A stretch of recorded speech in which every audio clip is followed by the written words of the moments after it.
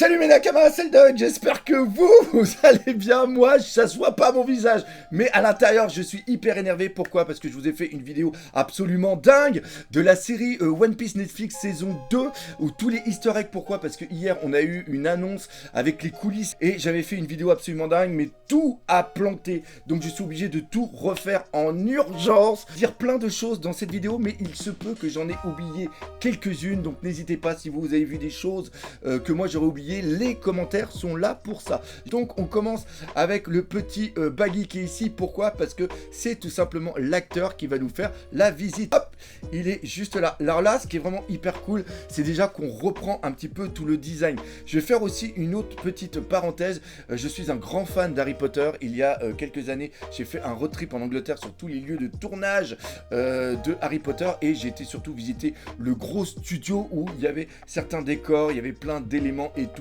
Et tout ce que j'ai ressenti en visitant ce studio, eh bien je le ressens en regardant cette vidéo. Là derrière, vous avez des affiches, ça reprend un petit peu les affiches dans la manière dont c'est fait de ce qu'il y avait au niveau de Shelton, rappelez-vous de l'arc Morgan. Et là c'est quoi? C'est tout simplement pour s'enrôler. Là c'est 4 questions pour justement savoir si tu veux t'enrôler ou pas, et je trouve que c'est vraiment cool parce que ça donne vraiment cette vie, cette chose de vécu où on voit que les affiches sont pas nickel, on voit que ça a été affiché vraiment à l'arrache, on a l'impression que c'est quelque chose de vécu.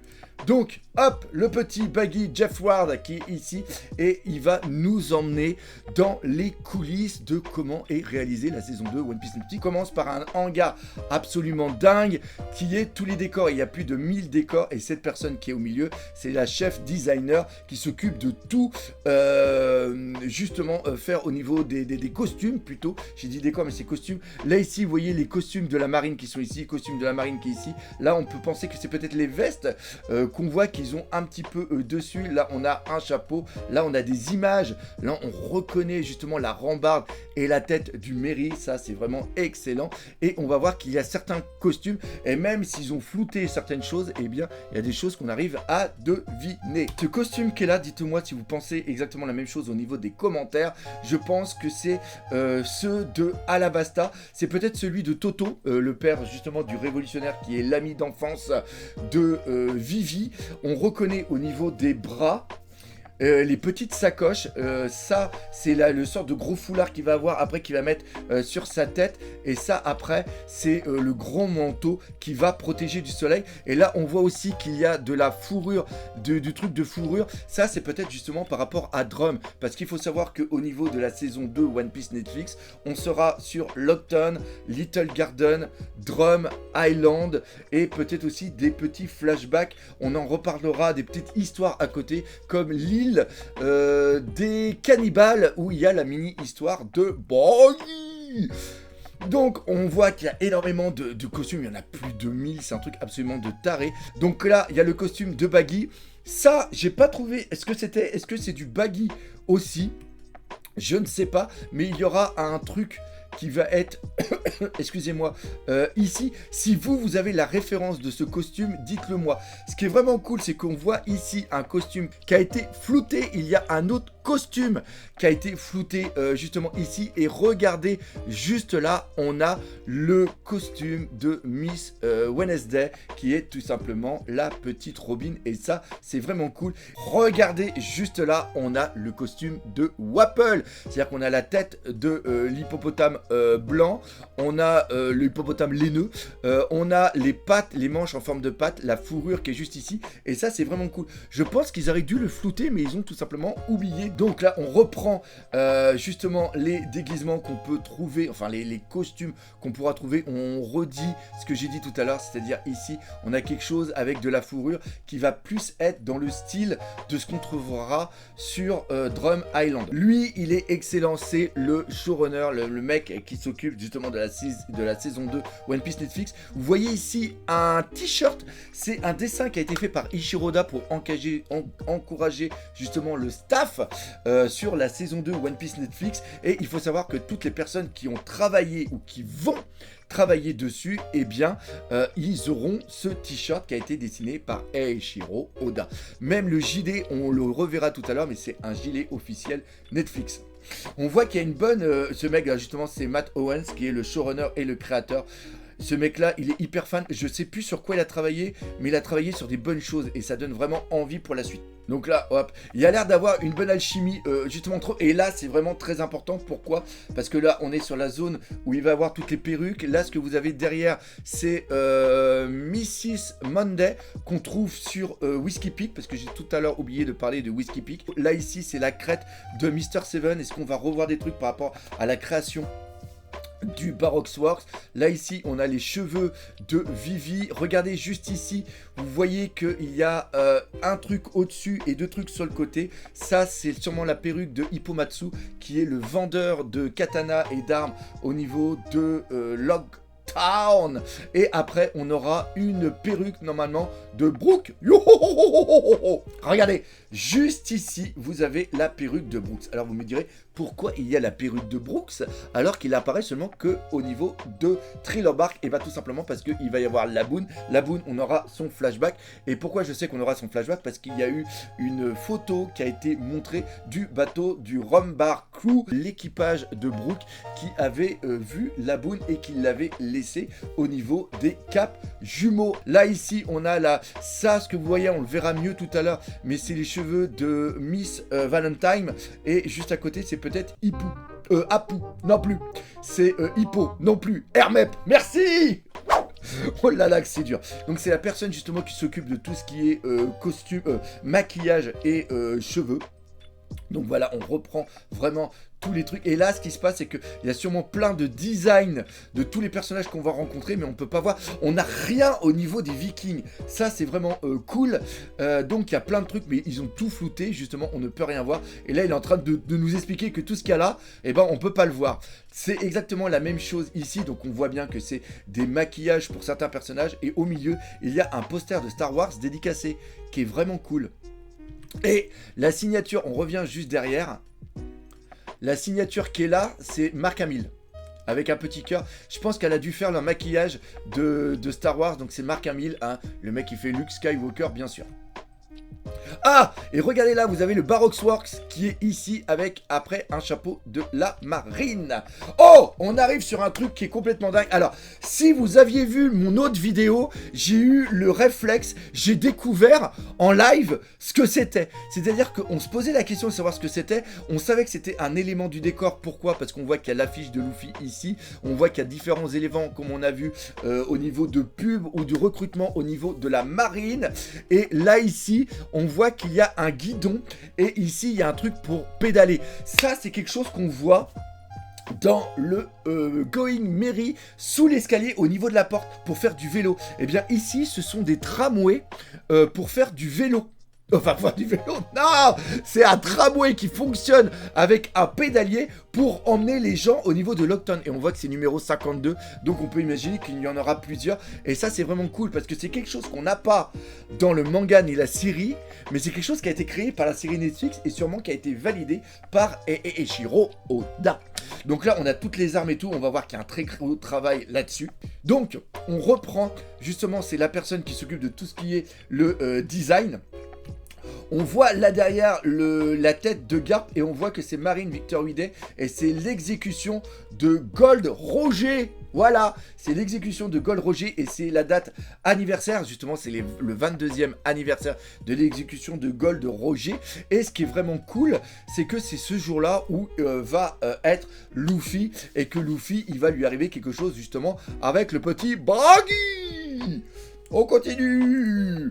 Ça va, je suis toujours autant la patate, je suis toujours autant content. Et on voit qu'il y a quand même une super alchimie entre eux. Franchement, c'est super cool. Ah, attendez, hop, voilà.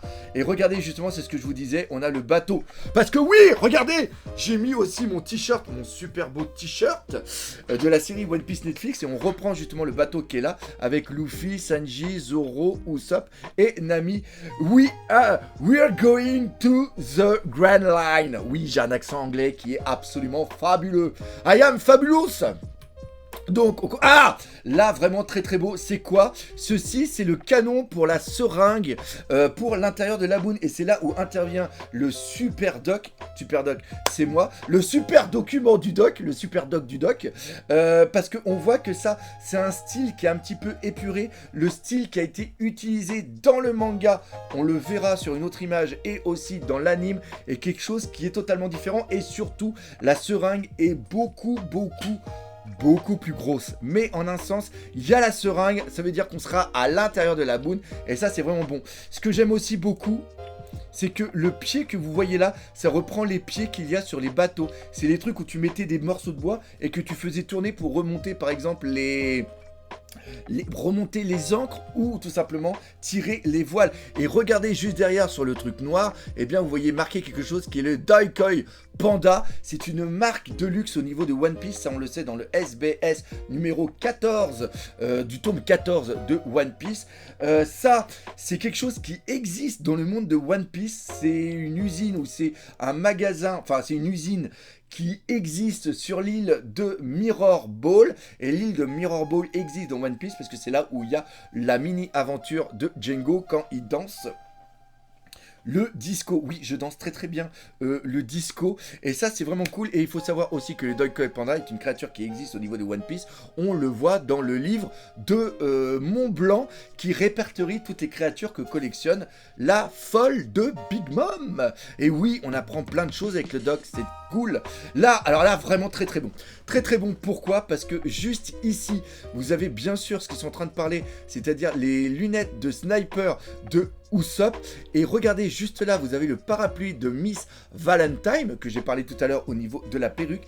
Et là, vous avez l'arme, on devine le haut, on devine quelque chose qui est avec une croix de justement la marine du gouvernement mondial. Donc est-ce que c'est un fourreau justement d'apparat, peut-être de Garp ou d'un autre officier? Et là ici vous avez un support d'armes, et ce support d'armes, vu qu'il est flouté, je mets ma main à couper.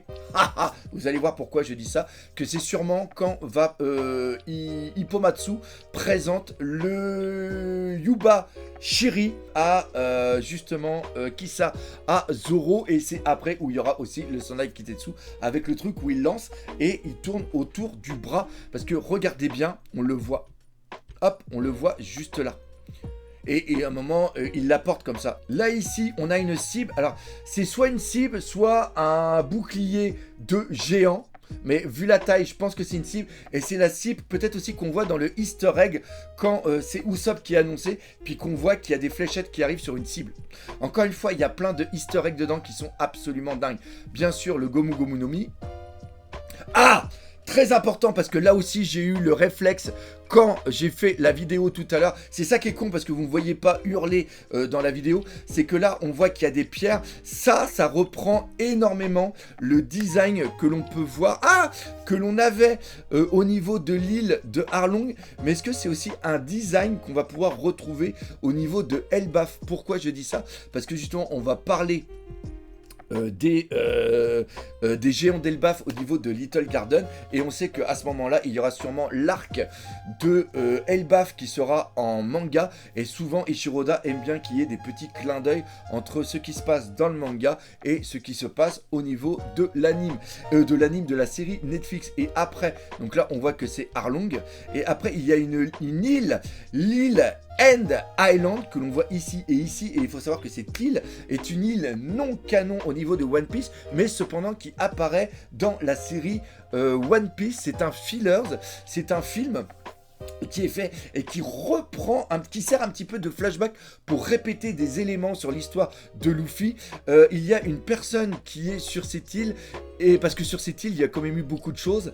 Il y a Roger qui a été, il y a Mont Blanc qui a été, il y a Shanks qui a été, enfin bref, il y a plein de personnes qui a été, et dedans il y a un mec qui fait des statues de cire, c'est un petit peu le musée Grévin, et dedans on voit toutes ces statues, et ça permet à Luffy ça permet surtout à ceux qui prennent la série en marche de pouvoir une sorte de petit récapitulatif de ce qui s'est passé au niveau de One Piece. C'est un système, c'est un système narratif qui est mis en place, et c'est cool que quelque chose de non canon devienne canon dans la série Netflix.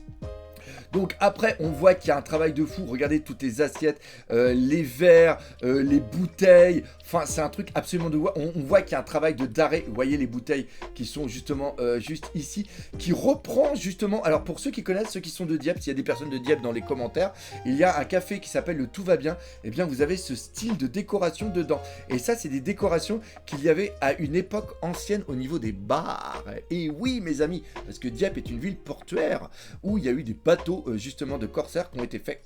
Ah! Et là, vous voyez marqué Fort Ocean, qui est juste ici, qui est une marque connue dans One Piece.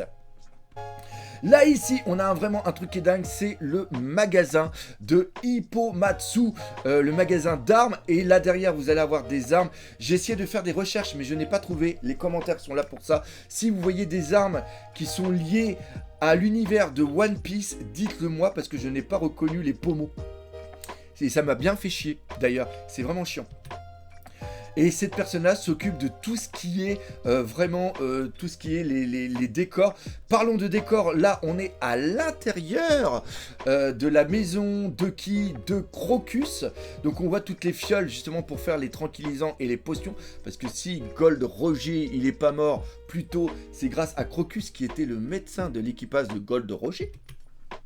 Oui, je l'appelle comme ça, Gold Roger, parce que c'est la série Netflix. Oh, regardez ici! J'avais pas vu. Vous voyez, on retrouve des trucs. Mais ici, vous avez une maquette de bateau. Et elle ressemble au bateau de Z. Vous voyez, il y a des trucs qu'on retrouve quand on fait la vidéo. C'est complètement dingue. Ok, donc là, il est là, MacGlib. Alors là, on reprend quelque chose de très important. Et c'est là où les documents, les docs du doc vont être intéressants. Là, en bas, vous avez un document, enfin, vous avez un dessin de Eiichiro Oda. Où Zoro, justement, il arrive dans le magasin de Hippomatsu. On reprend, justement, l'entrée avec... Ça, c'est la cour, hein, derrière le sort de hall. Que je vous fais voir aussi en photo. Et donc là, vous avez les deux épées de géants qui sont à l'entrée du magasin, qu'on reprend justement ici. Le reste du magasin est différent. Cependant, le magasin qui est fait dans le manga, il a été fait à l'identique au niveau de l'anime. Et c'est ça qui est fou, parce qu'au niveau de l'anime, ils ont énormément travaillé pour être le plus fidèle au dessin de Eiichiro Oda. Et encore une fois, l'anime se veut d'être fidèle au niveau du manga. Cependant, la série One Piece Netflix, même si elle reprend l'ADN de One Piece, peut se permettre certaines choses qu'on ne voit pas, ou des choses totalement différentes, parce que c'est une sorte d'univers parallèle. Là, hop, on revient justement en arrière. Vous avez l'extérieur du magasin qui est totalement différent. Cependant, ce qui est vraiment intéressant, c'est qu'on voit ici que ça reprend un petit peu le design qu'on avait au niveau d'Onigashima. Et ça, c'est normal parce qu'ils vendent des katanas.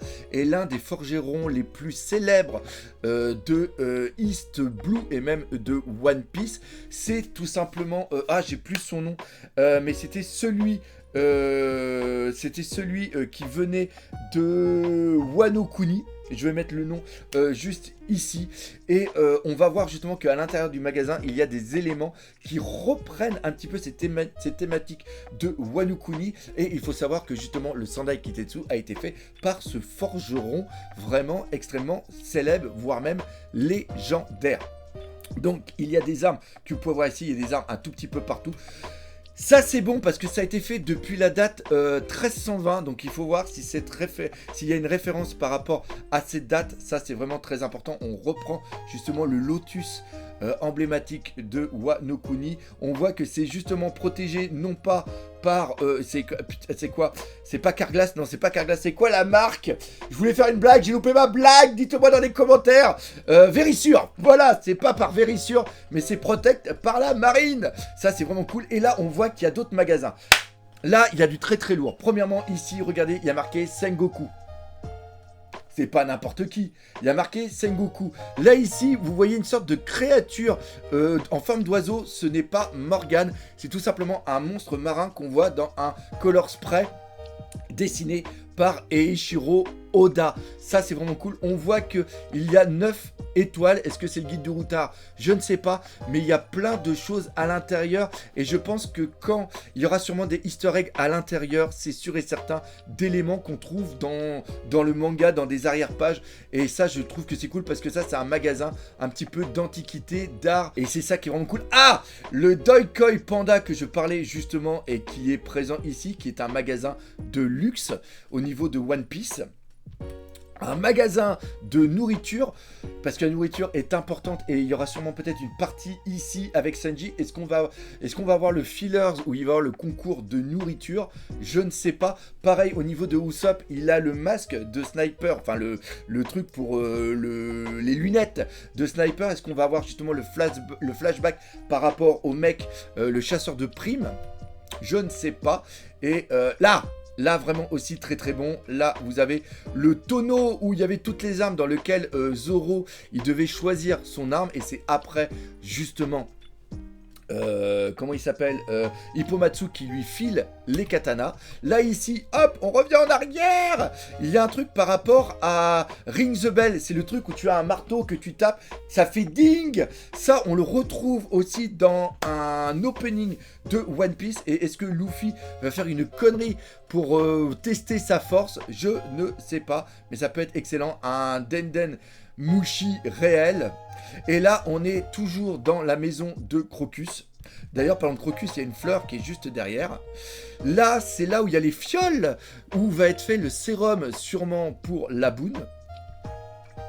Et on voit justement, hop, on reprend en arrière, mais on voit les plantes qui sont juste là. Drum, très intéressant au niveau de Drum. Drum, on a bien tous les monts. On a 1, 2, 3, 4, 5.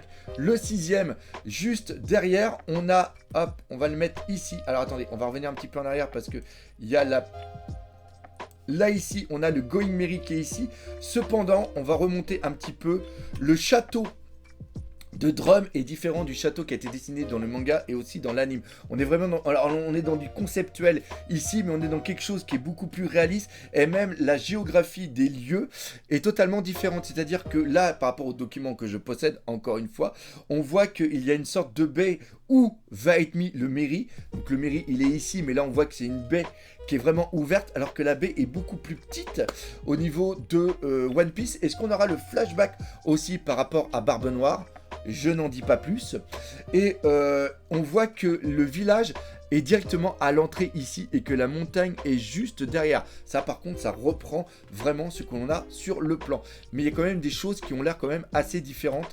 J'espère qu'ils vont bien faire tout le côté neige. Et alors là, la plante que je parlais tout à l'heure, et là justement il est en train de dire que l'un des plus gros défis qui a été fait, c'est justement avoir ce côté un petit peu neige. Là, on est dans du truc absolument de taré. C'est-à-dire que là, on est sur l'Octone, on voit qu'on est sur Hero of the Marines. Donc le héros de la marine, c'est tout simplement Garp. Garp qui a réussi à attraper Gold Roger.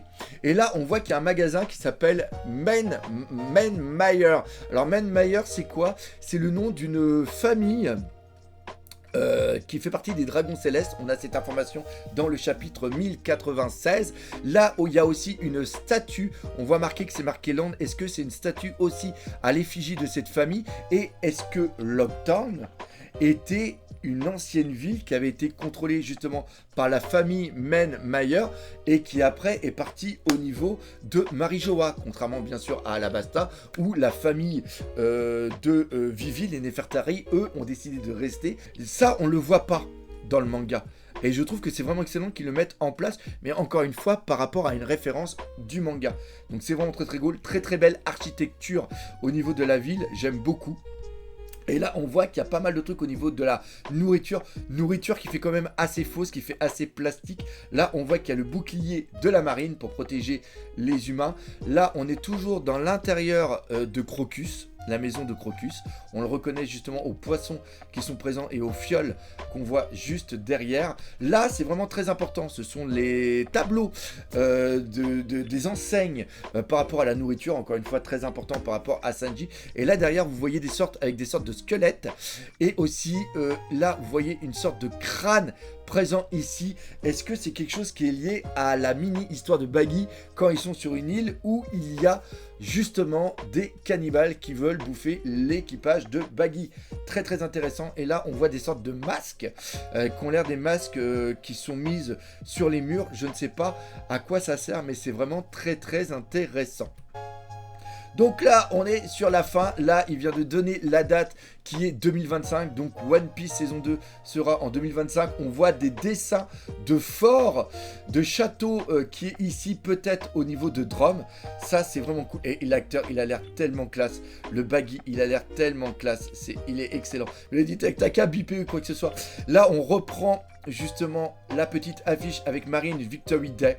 Antiquity House, ça c'est vraiment cool. Pourquoi? Parce que c'est aussi quelque chose que l'on voit dans le manga, c'est quand Nami, au niveau de l'automne, sort avec tous les vêtements, et bien elle passe devant une boutique d'antiquité. Là ici on voit qu'il y a un truc Sarawing Platters qui est sûrement un restaurant. Les Dendenmushi, le magasin à l'intérieur, le Banzai qui vient redonner un petit peu cet aspect Wano Kunya, on va dire, au niveau du magasin, même si le magasin est totalement différent d'un point de vue de son aspect par rapport au manga et par rapport à l'anime. Là on est quelque chose encore une fois qui est beaucoup plus réel, qui va être début 20e siècle, 19e, 20e siècle.